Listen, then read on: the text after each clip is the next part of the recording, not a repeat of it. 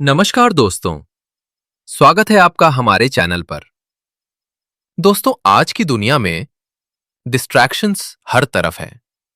Mobile की घंटी, social media की नोटिफिकेशंस और बिना सोचे समझे हम घंटों काम तो करते हैं, लेकिन फोकस कहीं खो जाता है। इसी समस्या का हल लेकर आई है ये किताब, deep work by Cal Newport. एक ऐसी किताब जो बताती है कि सिर्फ काम करना काफी नहीं, गहरे ध्यान, डीप वर्क में काम करना ही असली प्रोडक्टिविटी है। इस वीडियो में हम जानेंगे कैसे आप बिना स्ट्रेस लिए, बिना मल्टीटास्किंग में उलझे, अपने दिमाग की पूरी ताकत को एक जगह केंद्रित कर सकते हैं। कैसे आप डिस्ट्रैक्शन से लड़ने की बजाय एक ऐसा सिस्टम बना सकते हैं जहां फोकस आपका स्वभाव बन जाए। और कैसे आप रोज कुछ घंटे ऐसे निकालें जो आपके करियर को, आपके जीवन को अगले स्तर तक पहुंचा दें। तो चलिए दोस्तों, शुरू करते हैं इस शानदार किताब की जर्नी, जहां बिजी होना कोई बैज ऑफ ऑनर नहीं, बल्कि शैलो वर्क है। अब वक्त है डीप वर्क को समझने का और उसे अपनी जिंदगी में उतारने का। वीडियो पसंद आए तो लाइक जरूर करें, और अगर आप इस सीरीज के नए हैं तो सब्सक्राइब करना मत भूलिए। चलिए डाइव करते हैं डीप वर्क की दुनिया में। अध्याय 1, डीप वर्क इज वैल्यूएबल। जो लोग डिस्ट्रैक्शन से बचकर गहराई में काम करते हैं, वो इस दुनिया में सबसे कीमती स्किल के मालिक बन जाते हैं। कैल न्यूपोर्ट की किताब डीप वर्क का पहला अध्याय हमें यह समझाता है कि इस तेजी से बदलती दुनिया में डीप वर्क यानी गहरी एकाग्रता से किया गया काम कितना ज्यादा मूल्यवान होता जा रहा है। कैल न्यूपोर्ट डीप वर्क को ऐसे डिफाइन करते हैं: डीप वर्क वो प्रोफेशनल एक्टिविटी है जिसमें आप बिना किसी डिस्ट्रैक्शन के पूरी एकाग्रता के साथ अपनी मानसिक क्षमता की सीमाओं पर काम करते हैं। इस तरह का काम हाई क्वालिटी देता है, जल्दी पूरा होता है और आपकी स्किल को लगातार अपग्रेड करता है।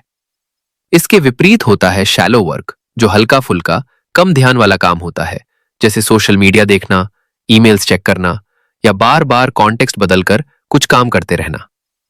इस डिजिटल जमाने में नॉलेज वर्कर्स यानी जो लोग दिमाग से काम करते हैं, उनकी वैल्यू तभी बढ़ती है जब वो जल्दी कॉम्प्लेक्स प्रॉब्लम्स को सॉल्व कर सके, हाई क्वालिटी और क्रिएटिव आउटपुट दे सके और फास्ट लर्नर्स बन सके। डीप वर्क इन तीनों में मदद करता है।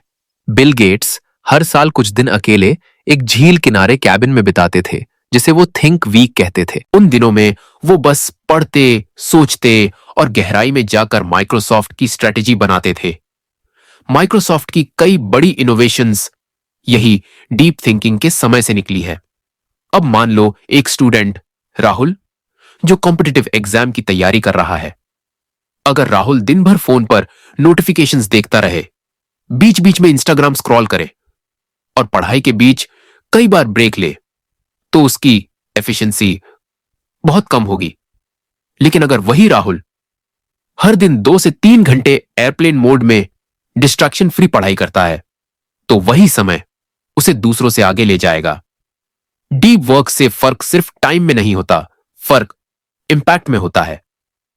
पुरानी दुनिया में सिर्फ मेहनती होना काफी था। आज की दुनिया में चाहिए फास्ट लर्निंग और डीप थिंकिंग की स्किल। डीप वर्क एक सुपर पावर है। जिसके पास यह एबिलिटी है, वो नॉइज में भी क्लैरिटी पा लेता है, वो तेजी से सीखता है और बाकी दुनिया से बेहतर परफॉर्म करता है। आज की कंपनियां और लोग मल्टीटास्किंग और शैलो वर्क में इतना फंस चुके हैं कि उन्हें पता भी नहीं चलता कि असली प्रोडक्टिविटी खो रही है। भविष्य उन्हीं का है जो गहराई से सोच सकते हैं और गहराई से काम कर सकते हैं। कैल न्यूपोर्ट हमें यह चेतावनी देते हैं कि अगर हमने डीप वर्क की कला नहीं सीखी, तो हम डिजिटल डिस्ट्रैक्शंस के शिकार बन जाएंगे और हमारी क्रिएटिविटी, फोकस और ग्रोथ धीरे धीरे खत्म हो जाएगी। डीप वर्क कोई लग्जरी नहीं, ये एक जरूरत है। शैलो वर्क में समय और टैलेंट दोनों बर्बाद होता है। हर किसी को डीप वर्क करने की स्किल सीखनी चाहिए, चाहे वो स्टूडेंट हो, एंटरप्रेन्योर या आर्टिस्ट। अगर आपको यह अध्याय पसंद आया, तो अगले अध्याय में हम जानेंगे डीप वर्क क्यों रेयर होता जा रहा है और हम इसे कैसे वापस पा सकते हैं। जुड़े रहिए और डिस्ट्रैक्शन फ्री काम की ताकत को समझिए। अध्याय 2। True deep work is a lost art today. दुर्लभ कला बन चुकी है। डिस्ट्रैक्टेड काम लोगों की आदत बन चुका है और यही सबसे बड़ा संकट है। कैल न्यूपोर्ट बताते हैं, आज डीप वर्क इतना रेयर क्यों हो गया है? हम एक ऐसी दुनिया में जी रहे हैं जहां बिजी दिखना ही एक स्टेटस बन गया है। लोग दिखाना चाहते हैं कि वो बहुत व्यस्त हैं, भले ही वो शैलो यानी सतही काम कर रहे हों। ऑफिसों में मीटिंग्स पर मीटिंग्स होती हैं। लोग दिन भर मेल्स चेक करते रहते हैं, चैट्स में उलझे रहते हैं और इसी को प्रोडक्टिव माना जाता है। जबकि सच्चाई ये है, ये सब शैलो वर्क है। धीरे धीरे डीप वर्क का कल्चर खत्म होता जा रहा है क्योंकि अब काम के माहौल में बहुत ज्यादा डिस्ट्रैक्शन है। ओपन ऑफिस में कोई भी कभी भी डिस्टर्ब कर सकता है। इंस्टेंट मैसेजिंग एप्स जैसे स्लैक, टीम्स और व्हाट्सएप हमसे हर समय रिस्पॉन्स की उम्मीद करते हैं। सोशल मीडिया हर समय हमारी जेब में बजिंग करता रहता है, जिससे हमारा ध्यान कुछ ही मिनटों में भटक जाता है। और सबसे बड़ा कारण यह है, लोगों को क्लैरिटी ही नहीं होती कि कौन सा काम डीप फोकस के लायक है और कौन शैलो है। एक उदाहरण देखें। एक ही कंपनी में दो लोग काम कर रहे हैं। पहला व्यक्ति दिन भर मेल्स में लगा है, मीटिंग्स अटेंड करता है, चैट्स में एक्टिव है। बॉस को लगता है यह बहुत मेहनती है, लेकिन असल में उसने कोई भी गहराई वाला काम नहीं किया। दूसरा व्यक्ति दिन में सिर्फ 2 बार मेल चेक करता है और हर दिन 2 घंटे बिना डिस्टर्ब हुए सिर्फ कोडिंग करता है। धीरे धीरे वो टीम का सबसे वैल्यूएबल सदस्य बन जाता है। शुरुआत में लोग उसे सोशली डल समझते हैं, लेकिन असल में वो सबसे ज्यादा फोकस्ड और एफिशिएंट है। इसी को कहते हैं मॉडर्न डिस्ट्रैक्शन का भ्रम। अगर हम डीप वर्क से दूर रहते हैं तो हमारी स्किल नहीं बढ़ती। हम सिर्फ रिएक्शन करते हैं, सोचते नहीं। क्रिएटिविटी और प्रॉब्लम सॉल्विंग दोनों कमजोर हो जाती हैं।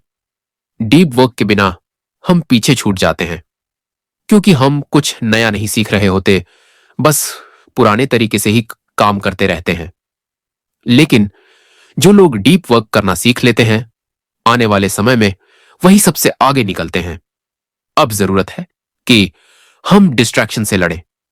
डीप वर्क को एक हैबिट या डेली रिचुअल की तरह अपनाएं। अपने दिमाग को फिर से एकाग्रता की ताकत दें। इस दुनिया में गहराई से काम करने वाले लोग अब रेयर हैं, लेकिन इसी वजह से उनकी वैल्यू और ज्यादा बढ़ जाती है।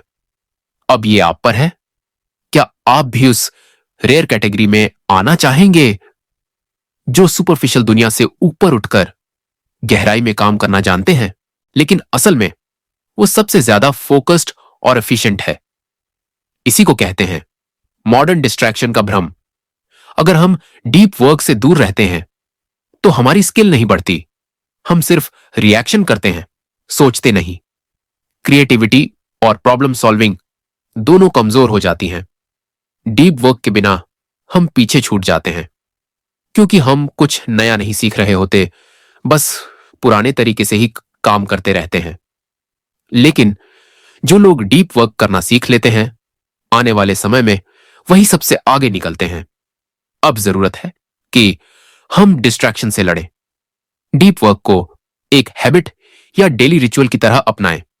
अपने दिमाग को फिर से एकाग्रता की ताकत दें। इस दुनिया में गहराई से काम करने वाले लोग अब रेयर हैं, लेकिन इसी वजह से उनकी वैल्यू और ज्यादा बढ़ जाती है। अब ये आप पर है, क्या आप भी उस रेयर कैटेगरी में आना चाहेंगे जो सुपरफिशियल दुनिया से ऊपर उठकर गहराई में काम करना जानते हैं? अध्याय 3। Deep work meaningful. अगर जिंदगी में सच्चा अर्थ चाहिए तो काम में गहराई चाहिए। इस अध्याय में कैल न्यूपोर्ट ये समझाते हैं कि डीप वर्क सिर्फ प्रोडक्टिविटी का जरिया नहीं है, ये हमारी जिंदगी को अर्थ और संतोष से भरने का माध्यम भी है। कैल कहते हैं कि इंसान को सबसे ज्यादा खुशी तब मिलती है जब वो किसी महत्वपूर्ण, चुनौतीपूर्ण और ध्यान खींचने वाले काम में पूरी तरह डूबा होता है। इसे ही वो कहते हैं मीनिंगफुल वर्क। कैल ने मशहूर मनोवैज्ञानिक मिहाली सिक्सजेंट-मिहाली के फ्लो कॉन्सेप्ट का जिक्र किया है। फ्लो वो स्थिति होती है जब कोई इंसान अपने काम में इतना डूब जाता है कि उसे समय का भी एहसास नहीं होता। इस स्थिति में काम बोझ नहीं लगता, बल्कि आनंद का स्रोत बन जाता है। इंसान का मन केंद्रित होता है, डिस्ट्रैक्शंस दूर रहते हैं, और सबसे बड़ी बात, इंसान को सच्चा संतोष मिलता है। एक व्यक्ति लकड़ी की मूर्तियां बनाता था। जब उससे पूछा गया, तुम्हें पैसे भी कम मिलते हैं, फिर भी इतना डूबकर क्यों काम करते हो? उसने जवाब दिया, जब मैं मूर्तियां बनाता हूं तो मैं खुद को खो देता हूं और वहीं मुझे अपनी आत्मा मिलती है। यही है डीप वर्क का जादू। एक इंजीनियर जो दिन भर कोडिंग में डूबा रहता था, वो कहता है, जब मैं एक जटिल प्रॉब्लम को सुलझा लेता हूं तो वो खुशी किसी बड़ी पार्टी या छुट्टी से भी ज्यादा होती है। कैल बताते हैं कि डीप वर्क एक तरह का प्रोडक्टिव मेडिटेशन है, जहां आप बाहर की दुनिया से डिस्कनेक्ट होकर अंदर की दुनिया से जुड़ते हैं। आजकल लोग हर पल फोन, सोशल मीडिया, नोटिफिकेशन में उलझे रहते हैं। इससे हमारा ध्यान बिखरता है, काम में गहराई नहीं आती और हमें अंत में लगता है हमने दिन भर कुछ खास नहीं किया। इसलिए बिना डीप वर्क के जिंदगी धीरे धीरे खोखली लगने लगती है। कैल का सुझाव है, रोजाना कुछ घंटे डीप वर्क के लिए रखें। उस समय सिर्फ एक ही काम करें, डिस्ट्रैक्शंस को बंद करें, फोन, मेल, सोशल मीडिया, और काम में पूरी तरह डूब जाएं। गहराई से किया गया काम सिर्फ दूसरों के लिए उपयोगी नहीं होता, वो आपके अंदर की शांति और जीवन का अर्थ भी बनाता है। अगर आप जिंदगी में सेटिस्फैक्शन चाहते हैं तो सिर्फ सक्सेस के पीछे मत भागिए, डीप वर्क का अभ्यास कीजिए। क्योंकि जब आप पूरे मन से किसी चीज में लगते हैं तो वही काम इबादत बन जाता है और वही जिंदगी को अर्थ देता है। अध्याय 4, एम्ब्रेस बोर्डम। अगर गहराई से काम करना सीखना है तो उबाऊपन को गले लगाना पड़ेगा। डिस्ट्रैक्शन से सिर्फ बचना काफी नहीं होता, हमें अपने दिमाग को फोकस बनाए रखने की ट्रेनिंग भी देनी होती है, और इसका रास्ता जाता है उबाऊपन यानी बोर्डम से होकर। आज की दुनिया में हमारे पास हर सेकंड कुछ न कुछ देखने, स्क्रॉल करने, सुनने को है। फोन उठाकर इंस्टाग्राम खोलना, थोड़ा सा बोरियत आया नहीं कि यूट्यूब पर चला जाना, ये सब अब स्वभाव बन चुका है। अगर हम हर बार बोर्डम से भागते हैं तो हमारा दिमाग कभी फोकस की मसल्स नहीं बना पाएगा। डीप वर्क में जाने के लिए हमें अपने दिमाग को ट्रेन करना होगा। डिस्ट्रैक्शन को ना कहने की सिर्फ प्रैक्टिस नहीं, बल्कि बोर्डम में टिके रहने की आदत भी डालनी होगी। मान लीजिए आप एक स्टूडेंट है। जब आप पढ़ाई शुरू करते हैं तो 10-15 मिनट में मन बोर हो जाता है और आप व्हाट्सएप चेक करने लगते हैं। अब अगर आप रोज 10 मिनट की एक प्रैक्टिस शुरू करें, जहां आप किसी भी तरह का एक्सटर्नल स्टिमुलेशन न लें, बस एक जगह शांति से बैठें, तो धीरे धीरे आपका दिमाग बोर्डम को टॉलरेट करने लगेगा। यही माइंड को फोकस के लिए तैयार करता है। डिस्ट्रैक्शन को बैन मत करो, उसे एक टाइम स्लॉट में सीमित कर दो। उदाहरण के लिए, अगर आपको इंस्टाग्राम देखना है तो उसे दिन में 2 बार सिर्फ 10-15 मिनट के टाइम स्लॉट में देखिए। बाकी time no access, no checking. इससे आपका दिमाग जानने लगेगा कि उसे हर बार डोपामिन नहीं मिलेगा और बोर्डम को झेलने की शक्ति आने लगेगी। जब आप एक काम से दूसरे पर जाते हैं तो पहले काम की थोड़ी अटेंशन की चिपचिपाहट साथ आती है और आप नए काम में पूरा नहीं डूब पाते। अगर आप हर 5 मिनट में कोई डिस्ट्रैक्शन ले रहे हैं तो आपका दिमाग किसी भी चीज में गहराई तक जा ही नहीं सकता। एक लेखक ने बताया कि वो दिन में एक तय समय पर फोन एयरप्लेन मोड में डाल देते हैं और 90 मिनट का डीप वर्क राइटिंग सेशन करते हैं। शुरू में उन्हें बहुत बेचैनी होती थी, तो पहले काम की थोड़ी अटेंशन की चिपचिपाहट साथ आती है और आप नए काम में पूरा नहीं डूब पाते। अगर आप हर 5 मिनट में कोई डिस्ट्रैक्शन ले रहे हैं तो आपका दिमाग किसी भी चीज में गहराई तक जा ही नहीं सकता। एक लेखक ने बताया कि वो दिन में एक तय समय पर फोन एयरप्लेन मोड में डाल देते हैं और 90 मिनट का डीप वर्क राइटिंग सेशन करते हैं। शुरू में उन्हें बहुत बेचैनी होती थी, पर कुछ हफ्तों में उनका दिमाग इस बोर्डम को एक्सेप्ट करने लगा और अब वो सबसे क्रिएटिव आइडियाज उसी समय पर लाते हैं। दिन में सिर्फ 2 से 3 बार सीमित समय पर ही सोशल मीडिया, व्हाट्सएप आदि देखें। दिन में 10 से 15 मिनट ऐसा समय रखें जब आप जानबूझकर कुछ भी ना करें, ना फोन, ना म्यूजिक, बस चुपचाप बैठना। एक समय पर एक ही काम करें। अगर आप डीप वर्क कर रहे हैं तो बीच में मेल या मैसेज न चेक करें। फोकस को मसल्स की तरह समझिए। इसे रोज थोड़ा थोड़ा स्ट्रेच कीजिए ताकि यह मजबूत हो सके। हर बार जब आप बोर्डम से भागते हैं, आप डीप वर्क से भी दूर चले जाते हैं।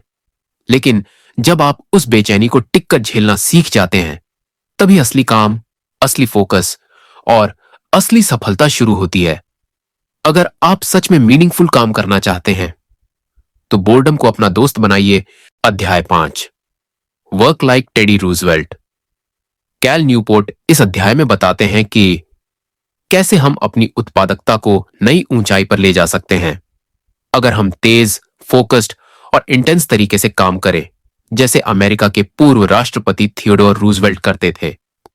मुख्य विचार यह है कि कम समय में गहरा काम करो, लेकिन पूरी ऊर्जा और ध्यान के साथ।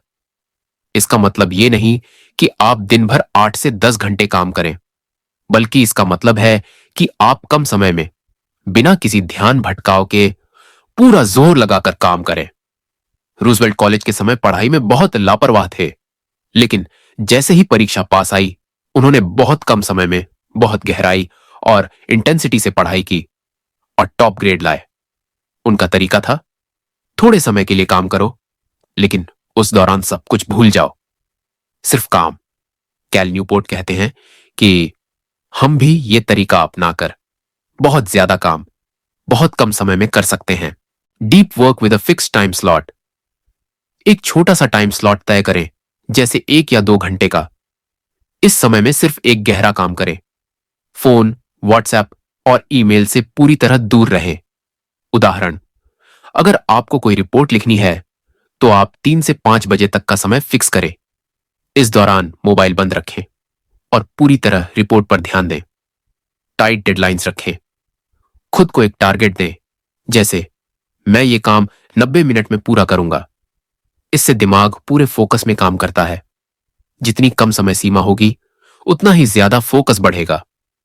उदाहरण, अगर कोई प्रोजेक्ट 3 घंटे का है तो खुद से कहें, मैं इसे 1 घंटे में पूरा करूंगा। अब आपका ब्रेन सर्वाइवल मोड में आ जाएगा और डिस्ट्रैक्शंस को खुद ब खुद छोड़ देगा। एनर्जी को एक जगह केंद्रित करें। दिन का सबसे अच्छा समय चुनें जब आपकी एनर्जी हाई हो, जैसे सुबह का समय। उस समय में डीप वर्क करें। इससे आपकी मेंटल क्लैरिटी और आउटपुट दोनों बेहतर होंगे। रूजवेल्ट डैश टेक्निक अपनाएं। अपने दिन में एक छोटा समय चुनें, जैसे 45 मिनट या 90 मिनट। उस दौरान एक ऐसा काम करें जो दिमाग की पूरी ताकत मांगता हो। यह समय चैलेंजिंग टास्क के लिए रखें, जैसे कोडिंग करना, लिखना, पढ़ना आदि। उदाहरण, आप एक कॉपीराइटर हैं। आपको एक क्लाइंट का एड लिखना है। नॉर्मल समय में आप 4 घंटे लगाते हैं, लेकिन रूजवेल्ट मेथड अपनाकर आप तय करते हैं 1.5 घंटे में पूरा करूंगा। फोन बंद, ब्राउजर बंद, शांति वाला कोना। पूरे 90 मिनट, आंखें स्क्रीन पर, दिमाग सिर्फ काम पर। नतीजा, आपने एड जल्दी और ज्यादा क्रिएटिव तरीके से लिखा। Practice tips. हर दिन 1 से 2 घंटे रूजवेल्ट डीप वर्क के लिए चुनें। इस दौरान कोई नोटिफिकेशन न रखें। पहले से डिसाइड करें कि क्या करना है। एक टाइट डेडलाइन तय करें। टाइम खत्म होने के बाद खुद को ब्रेक दें। अंत में कैल न्यूपोर्ट कहते हैं कि डीप वर्क कोई लंबा घंटों वाला काम नहीं, बल्कि एक आर्ट ऑफ इंटेंस फोकस है। अगर आप कम समय में बहुत काम करना चाहते हैं, और वो भी बिना थके और बिना बोर हुए, तो आपको रूजवेल्ट जैसा फोकस अपनाना होगा। कम समय में मैक्सिमम रिजल्ट लाने के लिए अपना ध्यान और ऊर्जा एक बिंदु पर केंद्रित करें। अध्याय 6, द ग्रैंड जेस्चर। एक बड़ा भावुक या प्रभावशाली इशारा। कैल न्यूपोर्ट इस अध्याय में बताते हैं कि सिर्फ समय तय करना या दिनचर्या बनाना ही काफी नहीं होता अगर आप सच में गहरे स्तर का काम करना चाहते हैं। कई बार हमें अपने वातावरण या सोच को इस हद तक झकझोरना पड़ता है कि हमारा दिमाग खुद कहे, अब असली काम शुरू करना है। इसके लिए हमें कुछ बड़ा, अलग और थोड़ा मुश्किल कदम उठाना पड़ता है, जिसे लेखक ग्रैंड जेस्चर कहते हैं। ग्रैंड जेस्चर का मतलब होता है ऐसा काम करना जो आपकी सामान्य दिनचर्या से हटकर हो। यह काम थोड़ा महंगा या कठिन भी हो सकता है, लेकिन इसका असर इतना गहरा होता है कि वह आपको पूरी तरह उसी एक काम पर केंद्रित कर देता है। लेखक ने कई उदाहरण दिए हैं। J.K. रोलिंग ने जब हैरी पॉटर का आखिरी भाग लिखना शुरू किया तो उन्हें घर या ऑफिस में मन नहीं लग रहा था। इसीलिए उन्होंने एक महंगे होटल में कमरा लिया ताकि वे वहां शांतिपूर्वक और पूरे फोकस के साथ लिख सके। यह उनके लिए एक ग्रैंड जेस्चर था, जो उनके दिमाग को यह संदेश दे रहा था कि अब गंभीरता से काम करना है। बिल गेट्स हर साल एक हफ्ते के लिए अकेले एक केबिन में चले जाते थे, जहां वे बिना किसी बाधा के किताबें पढ़ते और सोचते थे। यह उनका ग्रैंड जेस्चर था, जो उन्हें नई सोच और गहराई से जुड़ने का मौका देता था। कैल न्यूपोर्ट खुद भी जब अपनी किताब लिख रहे थे तो उन्होंने एक विश्वविद्यालय की लाइब्रेरी में समय बिताना शुरू किया ताकि उन्हें शांति और ध्यान केंद्रित करने का सही माहौल मिल सके। ऐसे ग्रैंड जेस्चर काम क्यों करते हैं? क्योंकि इससे मस्तिष्क को एक सीधा और स्पष्ट संकेत मिलता है कि अब कोई साधारण काम नहीं हो रहा। ध्यान भटकाने वाली चीजें दूर हो जाती हैं और नया माहौल मन को रीसेट करता है। इतना ही नहीं, जब आप कोई बड़ा कदम उठाते हैं तो आप खुद को मानसिक रूप से उस काम के लिए प्रतिबद्ध कर देते हैं। अब आम जीवन के कुछ आसान उदाहरण लेते हैं। मान लीजिए आपको कोई खास प्रोजेक्ट करना है, तो हर बार एक ही कॉफी शॉप जाकर काम करना शुरू करें और वहां फोन बंद रखें। यह जगह धीरे धीरे आपके दिमाग से जुड़ जाएगी कि यह फोकस की जगह है।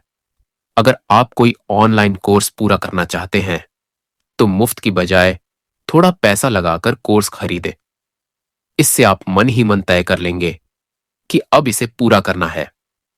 अगर आप लेखक बनना चाहते हैं तो एक महीने के लिए सोशल मीडिया से ब्रेक लें और खुद को किसी शांत जगह पर सीमित करें जहां आप सिर्फ लिख सकें। इस अध्याय की सबसे बड़ी सीख यह है कि सिर्फ समय तय करने से गहराई नहीं आती। जब हम किसी काम को खास महत्व देते हैं और उसके लिए कुछ बड़ा असामान्य कदम उठाते हैं तो हमारा दिमाग उस पर पूरी ताकत से लग जाता है। ग्रैंड जेस्चर आपके अंदर छिपे फोकस को बाहर लाने का एक शक्तिशाली तरीका है। अगर आप चाहते हैं कि आपकी एकाग्रता बनी रहे तो अपने काम को इतना महत्वपूर्ण बना दीजिए कि आपके दिमाग को लगे अब पीछे हटने का सवाल ही नहीं है। अध्याय 7, इंटरनेट की पूजा, the cult of the internet. इस अध्याय में कैल न्यूपोर्ट समझाते हैं कि आजकल लोग इंटरनेट और सोशल मीडिया को ऐसे इस्तेमाल कर रहे हैं जैसे यह कोई जरूरी धर्म हो। कोई भी नया ऐप, वेबसाइट या ऑनलाइन टूल आते ही लोग उसे अपनाने लगते हैं, चाहे वह उनके लिए उपयोगी हो या नहीं। लेखक का कहना है कि यह आदत हमारे फोकस और गहरी सोचने की क्षमता को नुकसान पहुंचा रही है। कैल यह बताते हैं कि हमें हर नई तकनीक को अपनाना जरूरी नहीं समझना चाहिए।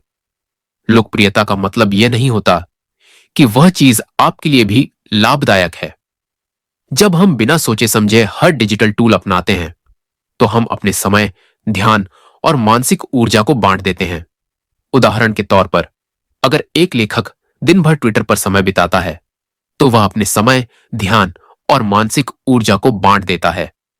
इंस्टाग्राम, फेसबुक, रेडिट और यूट्यूब पर सक्रिय रहता है तो वह कई घंटे सिर्फ स्क्रीन देखते हुए ही निकाल देगा। इससे उसका लेखन कार्य प्रभावित होगा और वह अपने असली लक्ष्य से भटक जाएगा।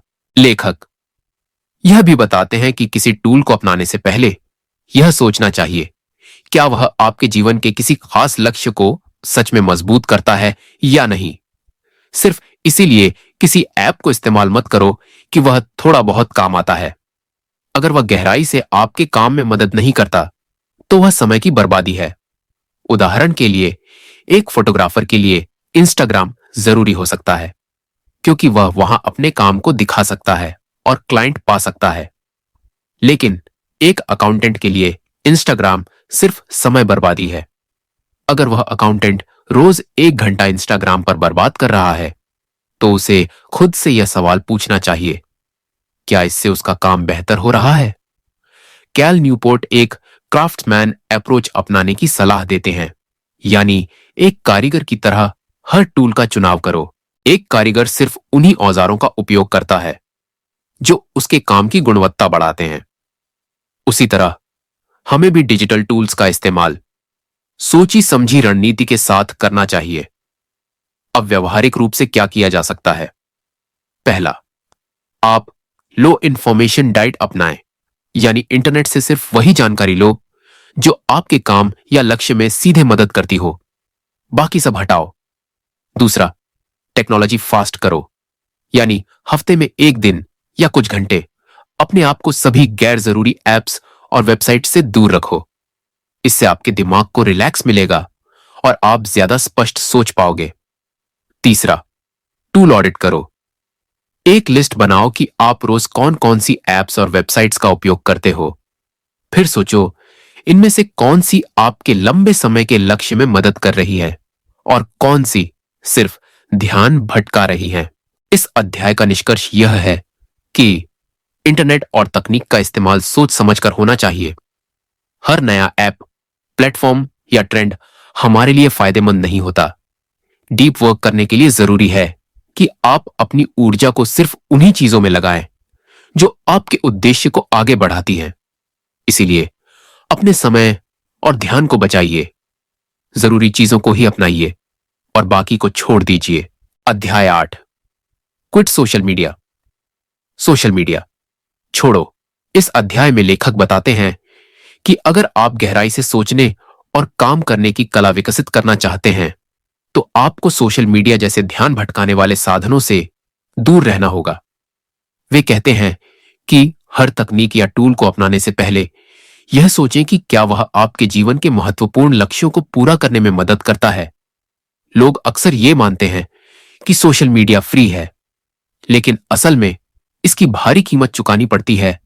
आपका ध्यान, आपका समय और आपकी मानसिक ऊर्जा।